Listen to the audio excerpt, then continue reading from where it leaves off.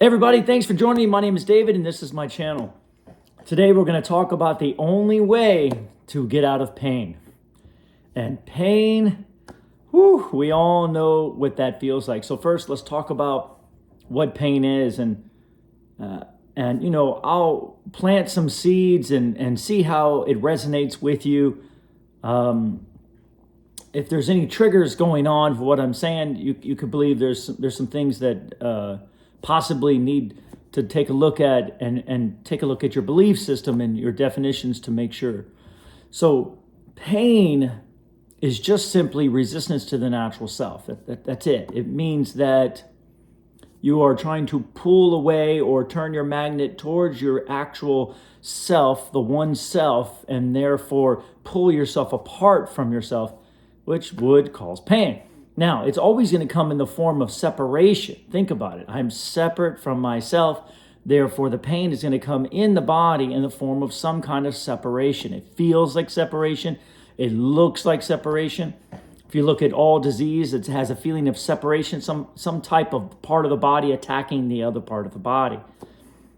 Now, I know that this could be a very controversial subject for a lot because there's still those out there that believe there are things out there that can attack you. And there's assertion. Fine, that's okay. We're allowed to believe what we want. And for the sake of this video, I want to talk about the idea of no assertion, the feeling of just vibration. So if that works for you, then stick with it.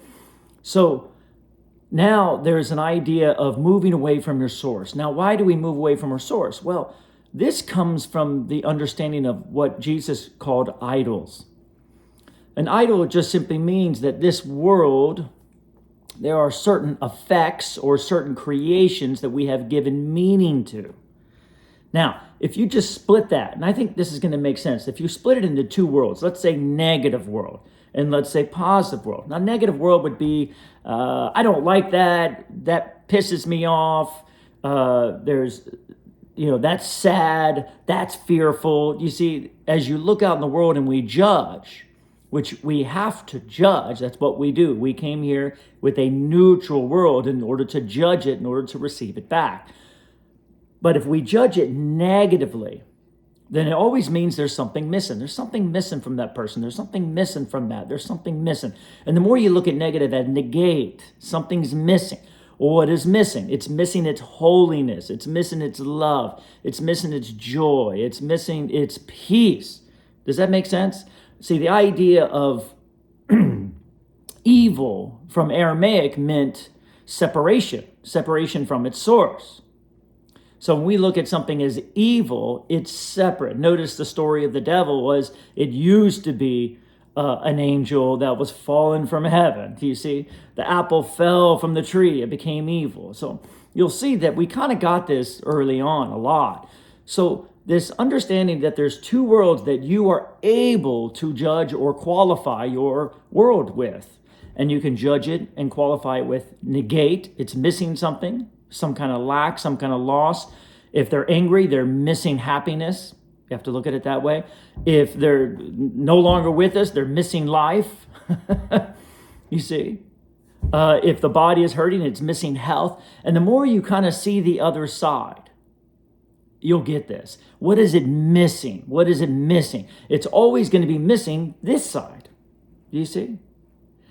And the more you see the two, that's the idea of the yin and yang with the Tai Chi. It helps me see the two. If someone's angry, I say, "Ooh, they're missing peace."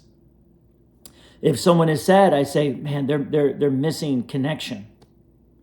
If someone is hurting, they're missing health. They're missing their joy. Does that make sense? And the more you see what they're missing, then you'll know what part of this side they're looking for. Now, I can't say that enough, and that's so important. And then the same thing for yourself. See, we've been told the idea, or let's go back to the idea of sin. The idea of sin says if they're angry, they're permanently angry. They're not missing anything. They're just doing it on purpose. If they're missing someone in their life and they're sad, then that person's dead. They're gone forever. It's a permanency. The ego lives in a place of permanency. It doesn't understand that it's just missing another side that can easily go in and take care of it. If someone had lost somebody and they were really worried about them being dead, and let's say they went to someone and they receive them back and can feel them inside them and know that they're still alive, that they're just no longer in the body, they would feel better. There would no longer be a feeling of death. Do you see? And death does not exist, because in order for death to exist, you'd have to have two sources, one life and one death. And from our perspective, death would have to take away life. I mean, who thought of that? Death takes away life. When you look at this, it's so silly what we have been spoon-fed, so to speak, and we have to see it. So let's say your whole life is full and you're walking around and everything's coming back to you and telling you what it means. And then some things are telling you things you like, and some things are telling you don't like. You know, we have a fixation to bodies. Ooh, that's sexy. That body looks good. That makes me feel good. That alcohol, ooh, that makes me feel relaxed. That's good. Or that money, wow, that money makes you feel successful. That's good.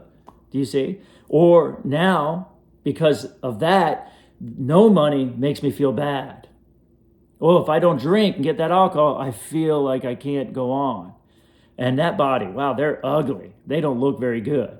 Can you see? So what we've done is we've made a split in our life from our effects. The world out there is an effect of you. Every single thing. Every single thing. You have to write that down. You have to sit with it. It's the only way out is to understand every single thing is neutral, and I'm giving it all meaning based on these two worlds. Either I see it as whole and good, or I see it as missing something. You see?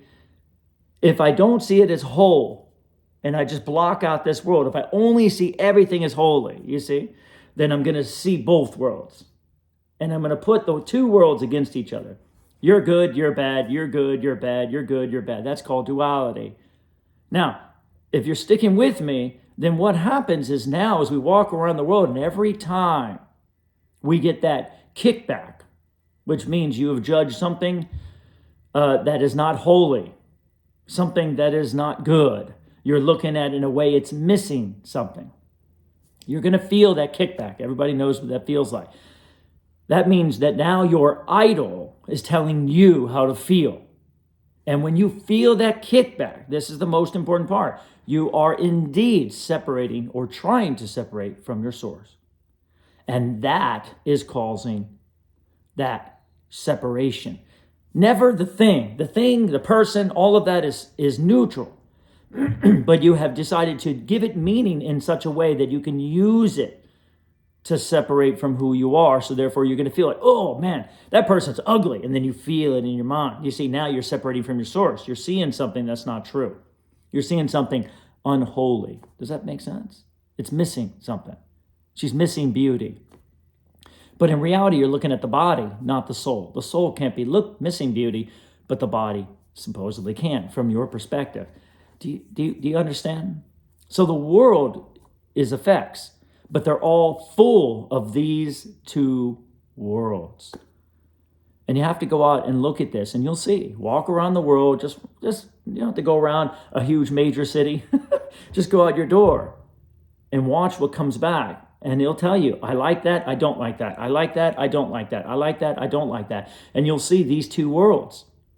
And as you see these two worlds, there must be separation. That means there must be part that you are agreeing with your source and flowing with your source, and a part where you are not agreeing with your source and not flowing with your source. And that causes separation, and that causes pain. Does that make sense? Those two worlds pushing against each other, light and dark. Every movie has this, right? Light and dark, something bad, something good. That's where pain comes from. That's where pain comes from. Eventually, it will turn into separation, and it will be manifested in your body, because that's what your body does. It's an effect as well. It has no meaning at all. It doesn't do anything of itself. It's 100% neutral. The body doesn't age. The body doesn't do anything. We do it. And the more that we understand and take responsibility for our own empowerment, the better our life will be. And the more we give it and say, well, the body does this and the body does this and the body has intelligence and the body does things on its own, the more we lose it.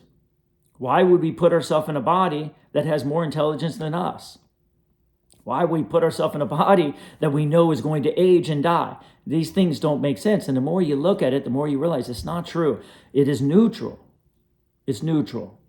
That's why people were living to be over 100 and some people were not. And some people have old age. Some people look good when they're old. Do you see? It all depends on us. And the more we understand that we have given all this meaning, but as long as you have a world out there that's split of good and bad, then the body has to show it. And that's where aging and that's where all these problems in the body are coming from, because the body is our vessel to let us know how we see our world.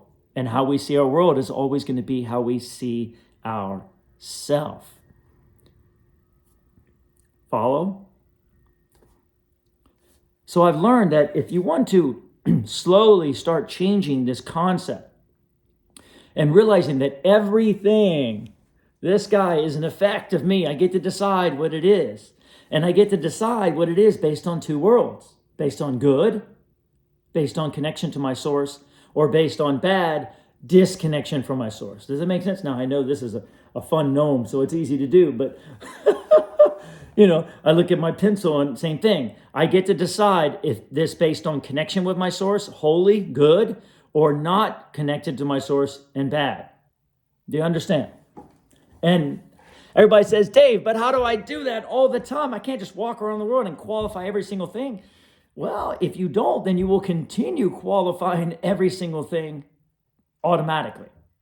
Because I can promise you one thing, and I want you to really sit with this, write this down. You cannot see anything or experience anything in your life not from a neutral place first. That means you're qualifying it like that based on automatic or unconscious belief systems. We would call that ego. It's qualified. Don't like that. Now, it looks like it's coming from the outside, but it's not. It always, always, always starts with you. So if we really want to let go of this pain, really want to let go, we got to let go of the separation. And in order to let go of the separation, we got to start qualifying things equally. Everything equally. Or as Abraham Hicks say, just don't pay attention to what you don't like. Remember, anything you don't like, you're not seeing it as holy. It's not true. That means you're seeing it frozen. That means you've taken something away from it. Because in order for something to be negative, in order for it to negate something, it has to be taken away by its source, you. It doesn't have the ability to be taken away any other way. Once again, this scenario of someone who's not good looking, we have to look at the body. Then we have to have past associations to say this body looks good, therefore this body cannot be good, and therefore now we don't see the soul. You see, when Jesus saw that woman that had leprosy, he didn't see the body. Everyone else saw the body. And everyone else believed that her body could hurt them. But Jesus saw the soul. He saw the soul in two ways. He saw the soul, one, crushed by her body and what everybody said, and felt guilty and sinful. But he also saw the other part of the soul that was perfect and loving. And he saw that she was pushing away from her source. That's all she was doing. And it was being reflected back in the body. So he became her source. He emitted that light and that love that she wasn't able to hear from her source, from that God within. She wasn't able to hear it because she was so stuck on what everybody was thinking of her. And he emitted that light so much from his perspective. Remember, she was an effect of him too, that she had no choice. Under that spell, under all of that light, she became her whole self. And when that happened, the body had to reflect it. The body is neutral. He didn't heal the body. He healed the soul. And he didn't heal them. He reminded her of who she was. That world out there is consistently telling you who you think you are. And the more you walk around and neutralize it. How do you neutralize it? By looking and saying, I'm seeing this bad. How can I find what's missing in it? That's what I do. If I feel something kick back at me, I say, I'm seeing this wrong. How can I see it in a loving way? How can I see it? How can I give it back what it's missing? You see? And you play that game a little bit with these two worlds so you can then fill everything up, make everything holy, make everything holy. Walk around. I'm not lying to you. It takes 5 minutes to walk around your house and say, I'm going to find something good in you. I'm going to find something good in you. I'm going to find something good in you. And you'll feel your energy start flowing because whatever resistance you have is going to melt. And then you're going to see what I'm saying. Everything's a synchronicity. It's all flowing according to your center. And the more you love it, the more you appreciate it, the more you love it, the more you appreciate it, the bigger you're going to get that center. And remember I said about that light's going to start flowing. And then the world is going to start coming to you in a new way. Why is it coming to you? This is important. When something comes to you and pushes against you again, it's coming to you to be healed. As Jesus said, you are the light of the world. It's coming to you to be healed by you. The more you see that pain, that problem, all that resistance is coming in, not pushing against you, but to be healed by you. Because you now have the answer. You can see it from the other side, as Jesus saw. We have the ability to do this. And as you see it from the other side and you give it that, as you give it, you will receive it back yourself. Take this with you. I hope this is speaking to you. Much love to you. We do not deserve to be in pain, that's for sure. And as always, it's up to you what you receive. Hit the like button if this is speaking to you, and make sure to subscribe. And as always, my unconditional love and appreciation on this wonderful, wonderful journey of self-realization.